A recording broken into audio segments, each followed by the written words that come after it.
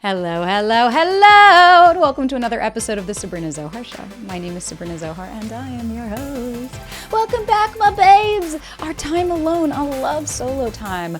Guys, today we're going to talk about how to let go of seeking external validation and finally find your fucking person. Yes, we have some relationship episodes, but this one today is for my single babes. And honestly, if you're in a relationship and you want to learn how to let go of external validation, fuck yeah, come on in. We'd love to have you. But I want to make sure I'm supporting everybody in the ways that you guys need. And as always, if you need more, there are courses. You can join the foundation course, which really helps to set up a solid foundation for, seeking your partner and coming home to yourself. We've got the self-love course, which is new with Britt Frank. We have the breakup course with her and the nervous system course with Masha. Whatever you guys need, everything will be linked in the show notes. Some free guides. There's some fun stuff in the link. Whatever you guys need. And as always, thank you for showing up. Thank you for sharing it with your friends. Thank you for rating and reviewing the show. I read them all, and it makes me just feel so overwhelmed with love that I'm able to support you guys and help in the ways that you need. So please keep the questions coming. Let us know what episodes you guys want to see. And just know I'm here for you guys. I love you guys. And now without further ado, let's get right the fuck on into it, shall we? Hey babes, welcome back. So it's pretty wild. For anybody watching, this is our last solo episode in this studio. This is it. After this, we're taking the studio down and we're moving, y'all. And I am so over the fucking moon. I words can't even begin to describe how excited I am for newness. And I've never been a people places thing person of like, oh, don't run away from your problems. They'll follow you. And it's like, no, but in this regard, I'm ready. So I'm ready to shed the old. I'm ready to let go. I'm ready to leave behind also the version of myself that was here. I think the version that needed to compete against other people, that needed to put herself down in order to grow and evolve, being shame-based. And now I'm just learning like, babe, come home to yourself, be with you. You got the tweet, you got everything internal. And that kind of leads us into, we don't need to necessarily go external. So I'm really excited, y'all. And some of you guys have asked too, which I'll mention it briefly, but a lot of you guys have asked like, what's going on with my mold detox? I'm just going to say this. I have found in the last 7 or 8 months that I've been doing this, that a lot more of our anxiety is physiological than we believe. And I'm not saying everybody has this, but me with having so much mold, like I couldn't sleep. I wasn't functioning properly. I had like literal heart palpitations throughout the day. I was not functioning, even though like everything on paper was fine. And I always knew I had black mold in my old apartment, and I lived in New York. Like, it's not shocking. And all the parasites and the plastics and my estrogen was off because of a parasite. Like, it was a fucking nightmare. Long story medium is follow your gut. that's why I brought it up about the external validation. I was talking to these doctors and I was listening to them telling me, nope, you're fine, everything's fine, but not listening to my gut saying, I don't think I'm fine. Something feels off. I don't feel right. And knowing like, okay, yeah, I have trauma, I had daddy issues, sure, whatever. Like I have all these things. I'm like, but I have a hard time believing that that's why I'm feeling this way. And it's like, well, I was right.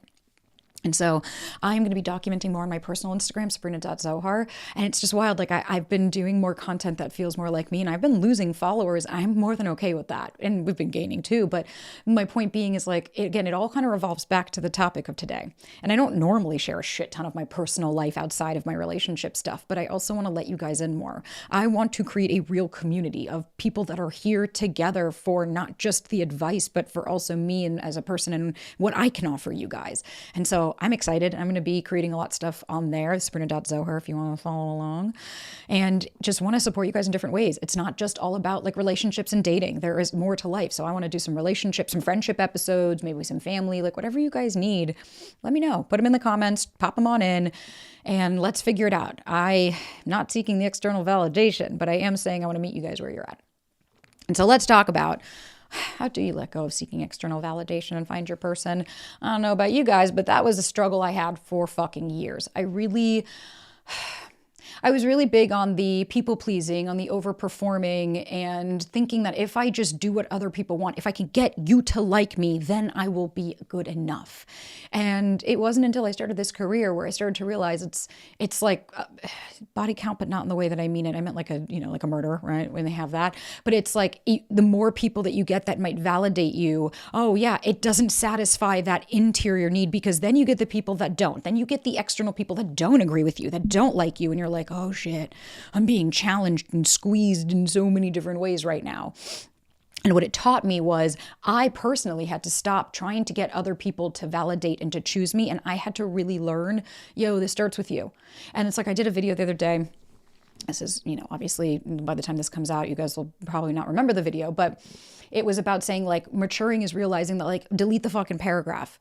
And we are so conditioned of like, if I just explain to you what's going on, if I just tell you why I'm upset, then you can tell me that I'm valid for being that upset. And it's exhausting. And more often than not, like here's a reality. If the person that hurt you had the bandwidth to understand why they hurt you, I don't think you'd be in the position that you're in now, being so hurt.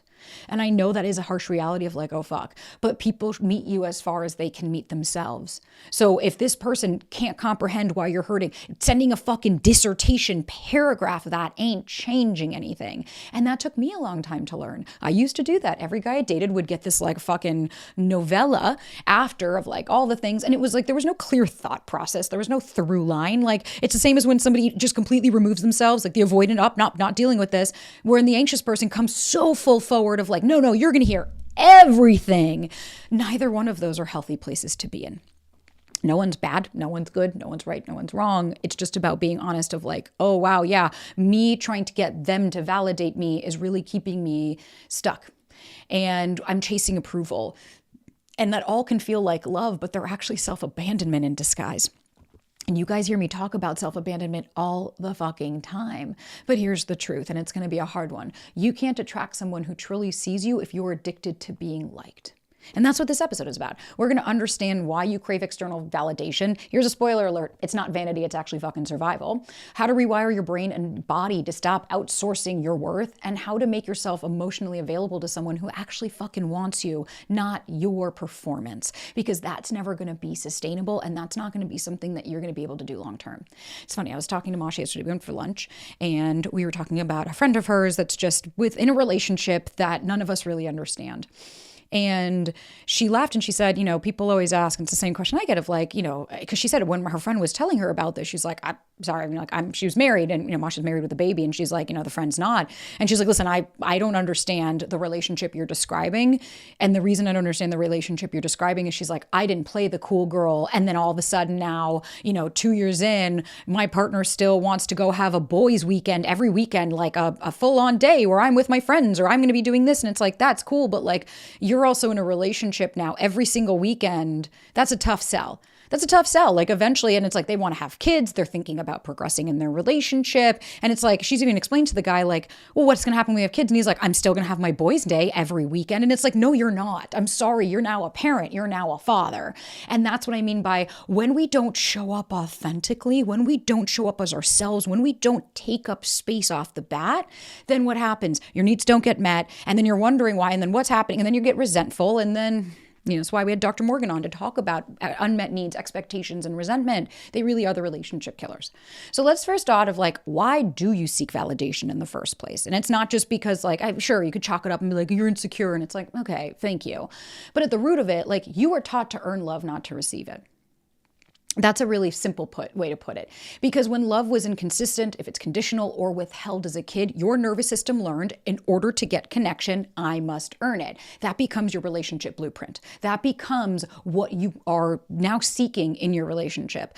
I came from that. It was so inconsistent, so hot and cold that my nervous system was like, oh, that's love. Love is when this happens. And so again, I meet you guys where you're at. And you guys will tell me, no, I had a perfect childhood. And it's like, again, this is not about villainizing your parents. None of this is of like, ooh, you good, bad. No, that's that black and white thinking. But what it is holding two conflicting thoughts of like, I love my parents, but they taught me this. That doesn't really help me now. Or I internalize it as this. It's not their fault. Sometimes it can be. Like for my family's unit and my origin story, yeah, it's kind of their fault when you think about it. But if you were taught, and for some of us have the big T's, some of us are like me that are like, yeah, it's pretty obvious to kind of be like, yeah, I know where I learned that from. And then for other of us, it's not, and that's okay. It's okay. But when you have your relationship blueprint, I could all but guarantee your friendships are probably going to mirror that as well. And so now you are going to overgive, you'll over apologize, and you perform instead of receive, because there's such a discomfort in just being in your own body. And like, I remember that. I remember trying to always be in my best behavior with the perfect text, the perfect time to vulnerability, needing them to like me. Then I realized like, wait a minute, I'm more focused on being chosen than I am actually, like, legitimately choosing myself, because I don't even know that I fucking like this person. I can't tell you how many times that's happened, where I'm dating somebody and I'm just so focused on, like, why aren't they calling me? Why aren't they texting me? What's going on, right? That's where Brit's why questions come in, of like, you're wasting your time by asking those. I never stop to be like, Sabrina, do you like this person for who they are?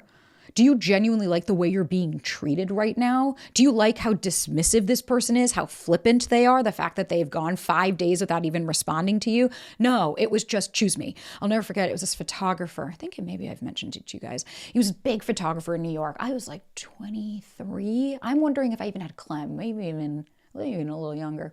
And the irony is he had photographed me for Fashion Week I was like 20. And so I remember my friend and I was like 20, 21, and I was like, wow, what are the odds? Like, that's that one guy. And I think we matched online, and he was away. He was a big, big photographer. And like, the red flags were so glaring. He was so fucking arrogant. He was so pompous. He thought he was God's fucking gift to this world as a photographer. And I was like, babe, go easy on yourself. Like, you photograph people at Fashion Week. Like, you're not exactly like fucking coffee books on the table. But he was talented, don't get me wrong. But he acted like Kanye. Like, literally, like, my presence is your present. And I was just so convinced that if he chose me, he was then, like, that gives me validation. And I remember, like, we were texting. I had like a song for his ringtone when he would text me. I'm aging myself, when we actually had our phones not on silent. And it was probably like a month of texting, of just that false sense of intimacy and feeling. Then when we went out, in hindsight, I couldn't stand him.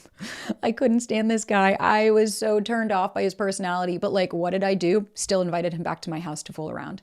Still did everything he wanted me to do when he didn't reciprocate. And then at the end of it, it was, by the way, I have to go home and pack. I have a trip. I'm leaving for a month. See ya. And then treated me as if like I had murdered his entire family. Very just like, you're being clingy. And I was like, clingy? But we just spent a month texting, and then we didn't hook up, but I was like, but we fooled around, we did other stuff. And then I'm confused. And so of course, instead of me standing in my power and my truth, and I also didn't know any better, I was 22, 23, I made it about myself. And I tried so hard to like, okay, just text him at this specific time, make sure that it's this, asking all my friends, sending the screenshots. Like, if I have to get a brigade of my friends to analyze the text message of the motherfucker that I'm dating, to understand what are they thinking, why'd they say this, but they didn't put a period, what's happening, there are two things. One, I'm self-abandoning because I don't trust myself. And two, then I don't know that this person's creating safety if I have to have 70 of my friends try to analyze what the fuck they're talking about, because they are not offering clarity. They are playing games, or they are breadcrumbing, or just giving me enough. But I was so in my shit that I allowed it. So I'm going to leave that one. And so somebody had asked, why do I feel so anxious when someone doesn't text me back right away, even if I'm not that fucking into them? Oh, baby, it's a story I know all too well, and why Masha and I created the nervous system course. That's literally why, because you guys always say, I have anxiety with texting. Your girl did too, and I didn't know what the fuck to do with myself. But really, it's because your body isn't chasing connection, it's chasing approval. When you don't get a response, it triggers that core wound. Am I still enough? When I'm not being affirmed, does this person still care about me? What's wrong with me? And then the brain, all of a sudden we start to, which we're going to get to, but like, our brain starts to create this whole chemical, and it feels familiar. The parts of the body and the parts of the brain that are activated when these types of things happen, when these withdrawals happen, when these please validate me, it's not about the person. And I know that it's not about the person, because half the time you guys will say, like, when I'll ask you, what do you like about them? It's never really about them. This episode is sponsored by Momentous. I take my health incredibly serious. As you guys know, I've been doing my mold detox. I've been really, really focused on what are the right supplementation and what are the right things that I need to do. And I love Momentous because they were designed in partnership with Dr. Stacy Sims, who is a leading expert in female physiology. Now, here's the thing. This is not a multivitamin. It's a foundational system with iron, calcium, and vitamin D3 in their most bioavailable form. So these are 3 nutrients that are often overlooked but critical for energy, bone health, recovery, and resilience. And as you guys know, with my journey, if I didn't look for what I needed to look for, if I wasn't paying attention to my blood levels, to all of these different nutrients, I probably would never have figured out what I was going through personally. And what I love is that all Momentous products are NSF certified for sports. So they're clean, safe, and elite level trusted, which is beyond important, because when you're buying supplementation, you want to make sure it's from someone you trust. Guys, head to livemomentous.com and use code Sabrina for up to 35% off your first order. Again, Sabrina at livemomentous, Momentous.com for up to 35% off your first order. We tend to only obsess over people that don't make us feel safe. And the reason our brain does that is because it's trying to fill in the blanks. It doesn't feel safe, so it's trying to do anything to seek safety. And unfortunately, those manager parts, right, if we're talking IFS, they only know how to keep you safe in one way. They're not here to help you expand and grow. They're here to keep you safe in the ways they always have, and that's why it doesn't work.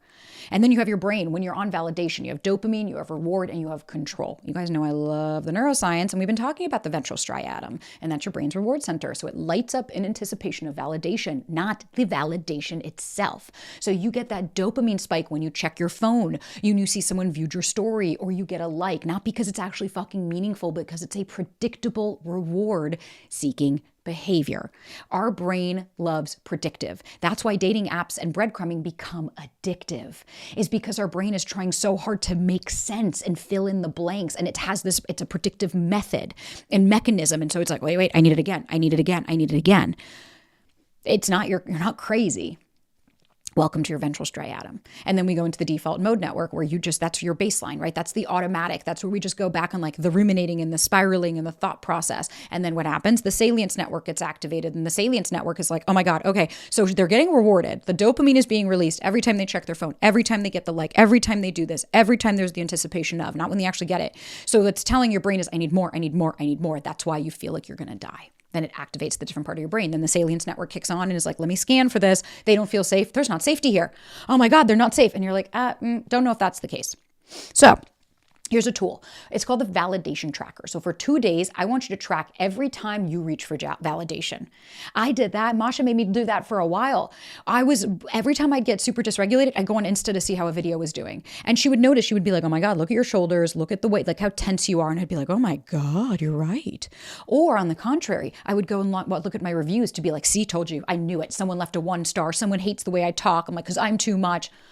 Oh my God, it could go on for days. So I want you to notice every time you check their socials, every time you reread the text, every time you talk to someone about just to get the feedback. At the end of the day, I want you to ask, what feeling was I trying to avoid in that moment? And more often than not, that's the harsh reality of this. Whether it be avoidance or anxiety, we're avoiding feeling something. So for the avoidant, when they are scared to remove themselves, it's, I don't want to feel these fear or the emotions or whatever. And then when the anxious person has that person remove themselves, the anxious person chases them because it's, okay, I don't want to feel the abandonment, the rejection. More often than not, it's the story I attach to it than the actual situation that causes the pain. That's why half the time when you guys are like the breakup stuff and you're fucking trying to convince me of, like as we wrote it today, being like, no, this stuff isn't so black and white. I did no contact because I was this person's punching bag and they were constantly abusing me. And I have such a big heart. And it's like, no, I'm done with this. I love you. And I say this with so much love. Stop making excuses for other people's bullshit behavior and then allowing yourself to play into that. You get a choice. You don't like the choice. And I get that, baby. Neither did I. You do have a choice though. You have power. And I'm not saying that to put anyone down. It's to validate and empower you. You're no one's punching bag unless you continue to fucking stand there. You don't have to take people's bullshit. You can say, no, thank you. It might suck, but what's the story you're attaching to that? No, who am I? How dare I? No. I'm never going to find anyone else. They're going to think I'm this. So it's external, but we're not actually turning up internal. Because what's the cost?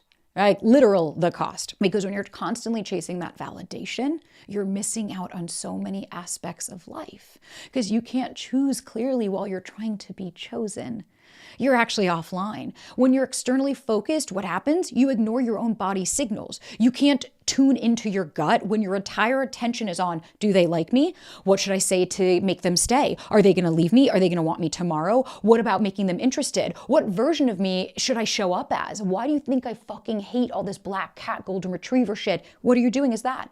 Well, what else can I do? How can I show up as this? When you're dysregulated, you're not tuning into your body to go, I really don't like this. This feels really inauthentic.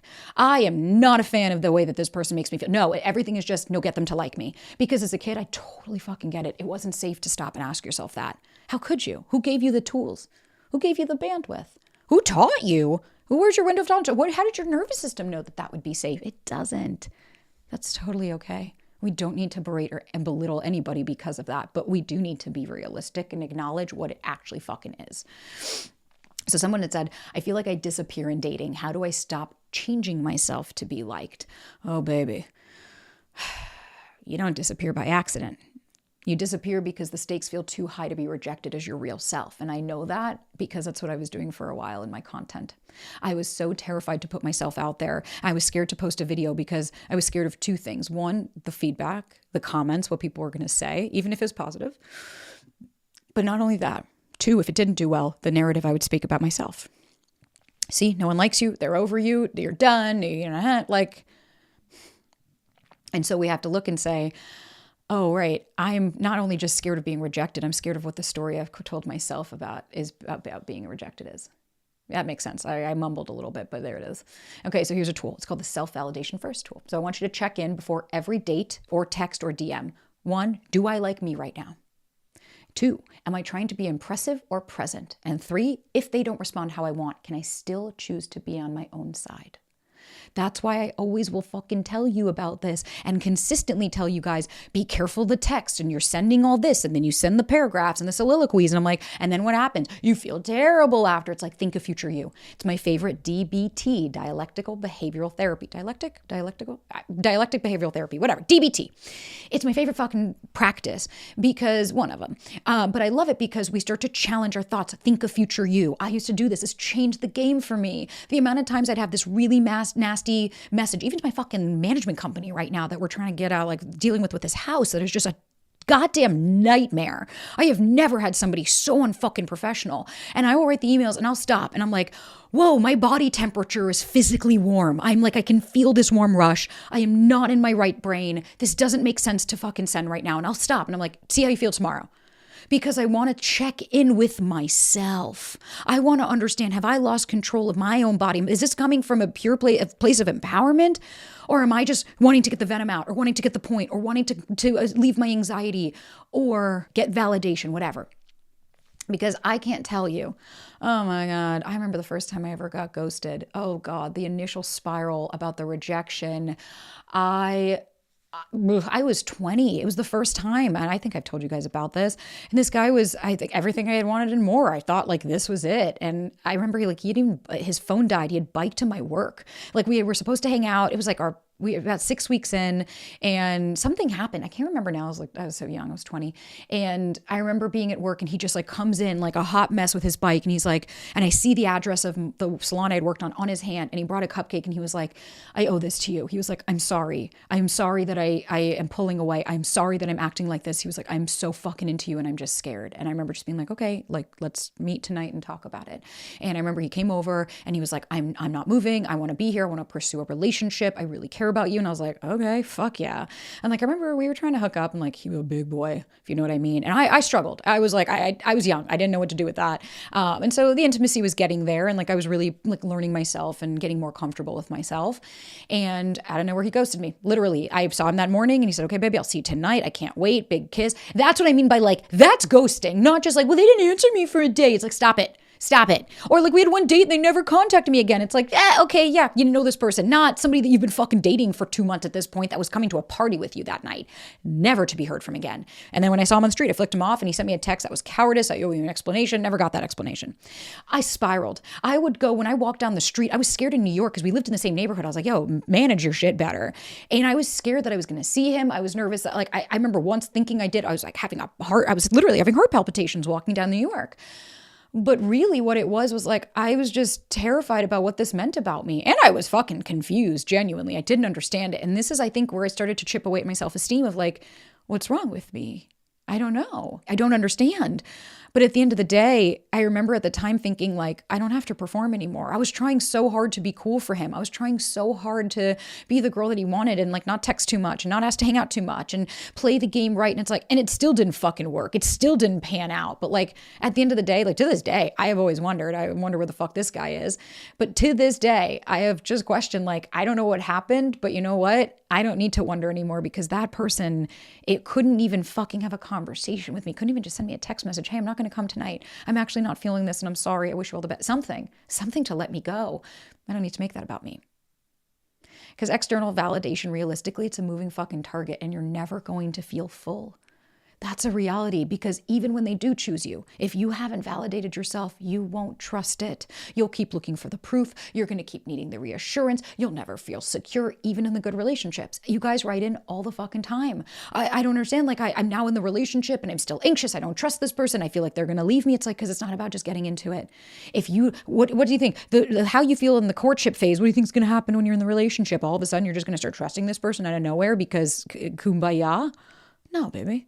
That's the reality. So the neuroscience component of it is the default mode network, as we've talked about. It will keep spinning those old narratives of unworthiness unless you interrupt it with conscious self-reinforcement. So how do you actually fucking do that? Because I do that all the goddamn time. It's easy to fall into that trap. It took me a while with Ryan. The amount of times, even this has been like the first probably 5-month stretch. We have never felt closer because I had stopped having one foot out. So did he. Neither one of us were trusting each other for a while, constantly being like, you're going to hurt me again. You're going to do it again. You're going to fall back into your old patterns. No, not anymore. We finally really let go of that, of like, if it ends, it ends. And if it doesn't, I'm fucking here. But I need to say what I need to say.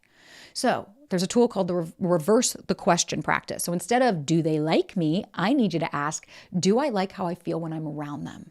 Do I feel seen or just approved of? And am I abandoning myself to stay attractive? Am I trying so hard to become something that I'm not? Because what that does is it switches you from approval seeking to discernment. Then you can start to say, no, I get to make choices for myself. I actually get to decide if this works for me, not do they choose me. How many times I've said that to you guys of like, do you choose yourself? And y'all will say, I don't know how to. Well, here we go. Again, why Britt, Frank, and I created the self-love course. If you need help with this shit, baby, we got more resources for you, or therapy, talk to a coach, whatever you fucking need, but do something. Because now we got to talk about, how do you find your person from worth, not from your wounds? I know it's tough, but sometimes, usually more often than not, they're going to come in a different package than what you might expect. And what really makes this thing is self-validation is essentially what makes you emotionally available. So many people say, I want a secure, I want an emotionally available partner. But if you're still relying on that external affirmation, you won't feel safe when that person shows up because you're not going to understand it. The reality is, if you don't validate yourself, secure love will feel boring or even terrifying because it doesn't give you those constant highs and lows that your nervous system has learned to equate with your worth. We did this episode on Valentine's Day of like, why is it so hard to receive healthy love? And that kind of leads us into the question of like, why do I sabotage when someone likes me back? And it's like, you're trying to protect yourself. Your nervous system is used to earning, not receiving. So when you don't have the chase, when you have love that's not within that realm, it feels unsafe until you learn to validate yourself. I remember I had to do that. I'll never forget sitting on the couch on Ryan's chest going, why do I feel dysregulated? And it hit me. I was like, oh my God, this is safety. This is the first time you've ever felt safe with somebody. Holy fuck. And I remember I had to tell myself, like, it's okay, you're allowed to feel this. I've had to work on myself. Now I'm doing that with money of like, Sab, it's okay, you're allowed to receive this. You're allowed to be worthy of something. You're allowed to take up space and say, yeah, you can spend money on me. I'm worth that. Not the messaging that my father made all my life, which was, you're not worth it, you have to fight. It doesn't go away. It just manifests in a different way. But let's talk about some tools. So I want you to use a self-love visualization. Imagine a partner who texts you back with an appropriate time, that makes plans consistently, that respects your boundaries. Now I want you to ask yourself, what part of that makes me uncomfortable? Where do I still equate love with effort instead of ease? Because even me asking those questions, oh man, I've had some really amazing guys that show up, some really healthy, secure partners. Even Ryan, I almost fucking pushed him away because I was like, meh. But then when I really started to heal, like, and this was years ago, not as much. I mean, Ryan was the obvious, like, that I really pushed through it. But I have ended relationships with guys where I've said, like, you're so fantastic. And I've had it with me. This one guy I was dating, and he said, like, I think you're really amazing, but I'm not feeling the emotions that I want to feel at this time after how many dates that we've had. And it's like, homeboy's still single. It has been 4.5 years, and he has gone from partner to partner to partner because he's seeking something that doesn't exist. And I stopped trying to seek that validation myself. I was just like, okay, hey, thank you for letting me know. I'm allowed to cry. That's the thing. You're allowed to be sad. It doesn't mean that you have to be happy. It's like my client yesterday asked me, and she was like, I feel lonely, but I also still love my life. And I was like, yeah, you're allowed to. Welcome to being a human. You're allowed to be sad and bummed and say that I haven't met somebody, and also say, but I still love my life. It's not like I don't. You don't have to have one or the other. And so that comes into this about validating of like, yeah, that is really shitty. That feels like a bummer. And so now we need the validation detox. We have to rewire your focus to attract that real love. You don't just stop needing validation, and that's a harsh reality. You replace it with internal anchoring and self-check-ins. And so here's a tool that I want you guys to try. It's the 3-part validation detox. So one is the digital. I need you to take a 24-hour break from story watching, from response checking, or refreshing your text. 24 fucking hours. Give me one day. Second, do something physical. Do something that makes you proud without telling anybody. Anything. I don't care if that means going for a walk, not checking the text, something. And then emotional. After every interaction, I want you to ask, did I feel like I had to earn that moment, or did I just get to be? That's how I decide who my friends are going to be. That's because I stop and I say, did I feel authentic with this person? Did I feel like all of my parts could be themselves? Do I feel like I have to perform for this person? I check in with my body. With some people, I'm like, wow, yeah, I'm really performative. I feel like I have to get them to like me. This feels really overwhelming. I really don't like this feeling. And that's okay. That doesn't mean they did anything wrong. I don't need to villainize them. I could just say, okay, Zohar, we need to check in with you. Because the reality is you don't need to be perfect. You don't need to be the most fucking interesting person in the room. And I know that people will lie to you and say that about dating apps of like, you have to take up so much space to get seen. No, you just need to be someone who chooses yourself before anyone else fucking does. Again, do you think I'd have this fucking career if I was waiting for everyone else to tell me that it's okay for me to say what I have to say? I wouldn't have my relationship if I didn't show up like this and be the loudmouth fucking cursing New Yorker that was not afraid. I'm unapologetically myself because I am afraid. I'm terrified of rejection, but I also know that I'm terrified even more of abandoning myself, because the more you validate yourself, the less you're going to fucking chase those people who breadcrumb you.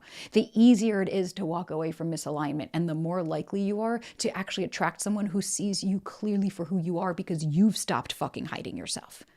Allow and let love to fucking find you, not the version of you that you have designed to win approval.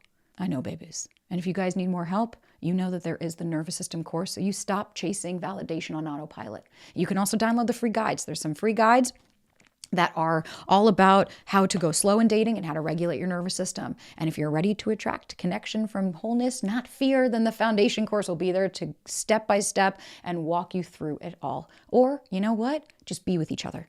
Comment in the community, talk to a friend, expand your window of tolerance, do things that scare you. I get it. I equally have the anxiety and I get scared every day, but I also know that this is my time and this is my moment to grow.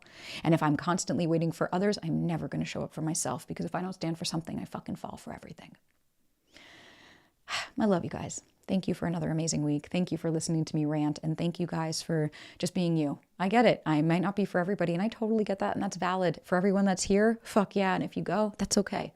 I'm learning myself to let people go. I know it's not easy, but sometimes it is the bigger person thing to do, is just to fucking walk away. So I love you guys. And until next time.